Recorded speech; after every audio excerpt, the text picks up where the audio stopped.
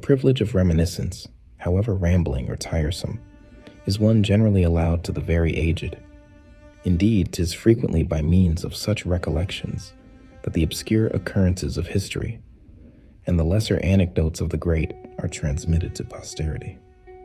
Though many of my readers have at times observed and remarked a sort of antique flow in my style of writing, it hath pleased me to pass amongst the members of this generation as a young man, giving out the fiction that I was born in 1890 in America. I am now, however, resolved to unburthen myself of a secret which I have hitherto kept through dread of incredulity, and to impart to the public a true knowledge of my long years, in order to gratify their taste for authentic information of an age with whose famous personages I was on familiar terms. Be it then known that I was born on the family estate in Devonshire of the 10th day of August, 1690, or in the new Gregorian style of reckoning, the 20th of August, being therefore now in my 228th year.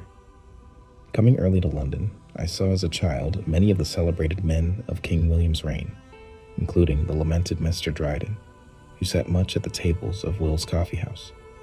With Mr. Addison and Dr. Swift, I later became very well acquainted, and was an even more familiar friend to Mr. Pope, whom I knew and respected till the day of his death.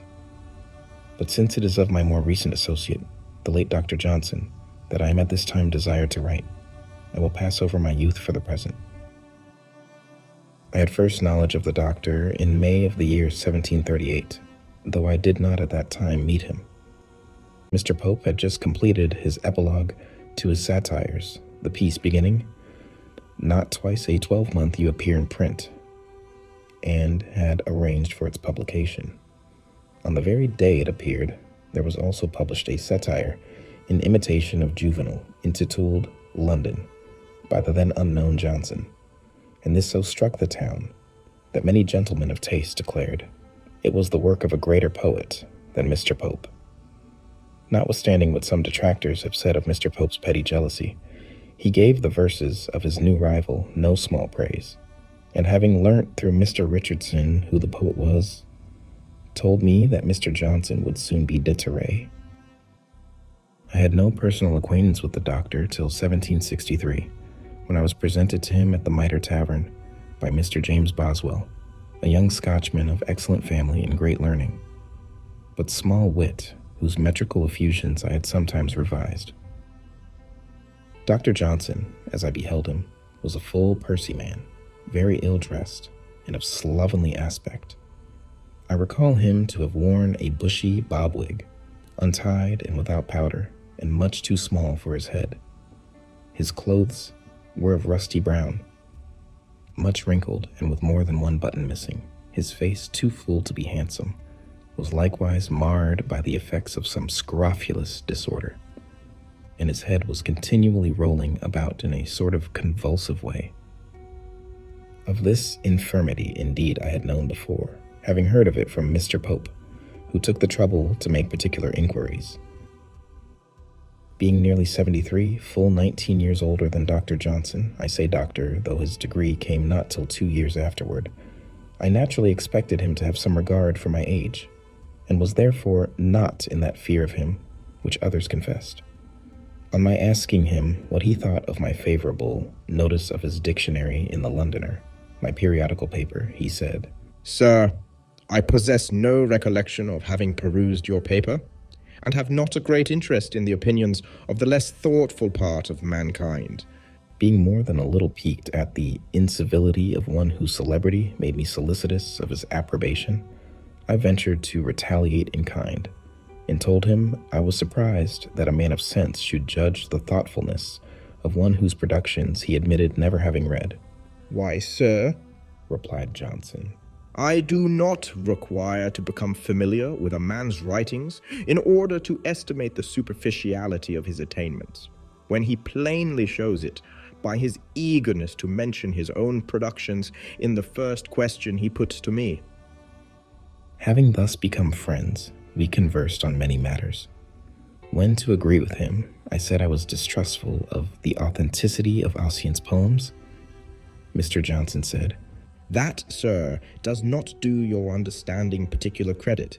For what all the town is sensible of is no great discovery for a Grub Street critic to make. You might as well say, you have a strong suspicion that Milton wrote Paradise Lost. I thereafter saw Johnson very frequently, most often at meetings of the Literary Club, which was founded the next year by the doctor, together with Mr. Burke, the parliamentary orator, Mr. Beauclerk, a gentleman of fashion, Mr. Langton, a pious man and captain of militia, Sir J. Reynolds, the widely known painter, Dr. Goldsmith, the prose and poetic writer, Dr. Nugent, father-in-law to Mr. Burke, Sir John Hawkins, Mr. Anthony Chumier, and myself. We assembled generally at 7 o'clock of an evening, once a week, at the Turk's Head in Gerrard Street, Soho, till that tavern was sold and made into a private dwelling, after which event we moved our gatherings successively to Prince's in Sackville Street, Letelier's in Dover Street, and Parslow's and the Thatched House in St. James's Street. In these meetings we preserved a remarkable degree of amity and tranquility, which contrasts very favorably with some of the dissensions and disruptions I observe in the literary and amateur press associations of today. This tranquility was the more remarkable, because we had amongst us gentlemen of very opposed opinions. Dr. Johnson and I, as well as many others, were high Tories, whilst Mr. Burke was a Whig and against the American War, many of his speeches on that subject having been widely published. The least congenial member was one of the founders, Sir John Hawkins, who hath since written many misrepresentations of our society. Sir John, an eccentric fellow, once declined to pay his part of the reckoning for supper, because it was his custom at home to eat no supper. Later he insulted Mr. Burke in so intolerable a manner that we all took pains to show our disapproval, after which incident he came no more to our meetings. However, he never openly fell out with the doctor, and was the executor of his will, though Mr. Boswell and others have reason to question the genuineness of his attachment.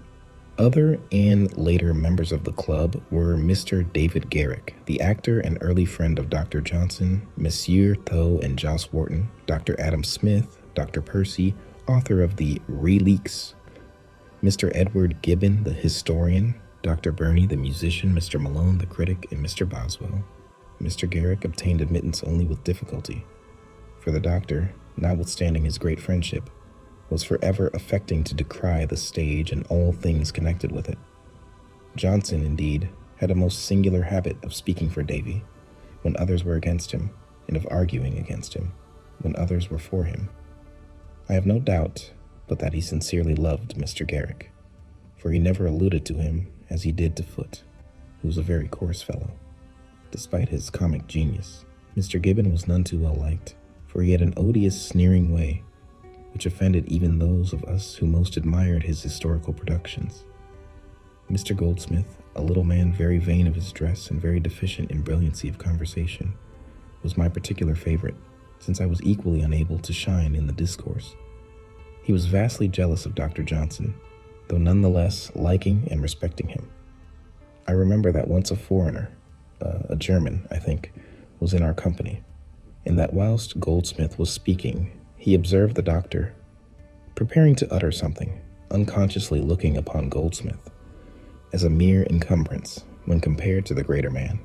The foreigner bluntly interrupted him and incurred his lasting hostility by crying, "Hush, Dr. Johnson is going to speak." In this luminous company, I was tolerated more because of my years than for my wit or learning, being no match at all for the rest. My friendship for the celebrated Monsieur Voltaire was ever a cause of annoyance to the doctor, who was deeply orthodox, and who used to say of the French philosopher, "Vir est acerimi ingeni et paucarum literarum."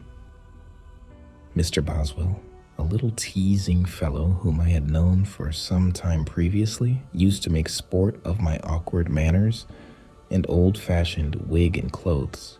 Once coming in, a little the worse for wine, to which he was addicted, he endeavored to lampoon me by means of an impromptu in verse, writ on the surface of the table. But lacking the aid he usually had in his composition, he made a bad grammatical blunder. I told him he should not try to pasquinade the source of his poesy. At another time, Bozzy, as we used to call him, complained of my harshness toward new writers in the articles I prepared for the monthly review. He said I pushed every aspirant off the slopes of Parnassus. Sir, I replied, you are mistaken. They who lose their hold do so from their own want of strength, but desiring to conceal their weakness, they attribute the absence of success to the first critic that mentions them. I am glad to recall that Dr. Johnson upheld me in this matter. Dr. Johnson was second to no man in the pains he took to revise the bad verses of others. Indeed, 'tis said that in the book of poor blind old Mrs. Williams, there are scarce 2 lines which are not the doctor's. At one time, Johnson recited to me some lines by a servant to the Duke of Leeds, which had so amused him that he had got them by heart. They are on the Duke's wedding, and so much resemble in quality the work of other and more recent poetic dunces, that I cannot forbear copying them. When the Duke of Leeds shall married be to a fine young lady of high quality, how happy will that gentlewoman be in his grace of Leeds' good company. I asked the doctor if he had ever tried making sense of this piece, and upon his saying he had not, I amused myself with the following amendment of it. When gallant Leeds auspiciously shall wed the virtuous fair, of antient lineage bred, how must the maid rejoice with conscious pride to win so great an husband to her side. Showing this to Dr. Johnson, he said, Sir, you have straightened out the feet, but you have put neither wit nor poetry into the lines. It would afford me gratification to tell more of my experiences with Dr. Johnson and his circle of wits. But I am an old man and easily fatigued. I seem to ramble along without much logic or continuity when I endeavor to recall the past, and fear I light upon but few incidents which others have not before discussed. Should my present recollections meet with favor, I might later set down some further anecdotes of old times of which I am the only survivor. I recall many things of Sam Johnson and his club, having kept up my membership in the latter long after the doctor's death, at which I sincerely mourned.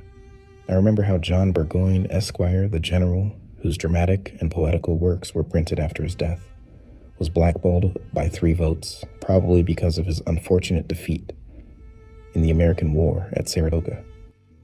Poor John! His son fared better, I think, and was made a baronet. But I am very tired. I am old, very old, and it is time for my afternoon nap.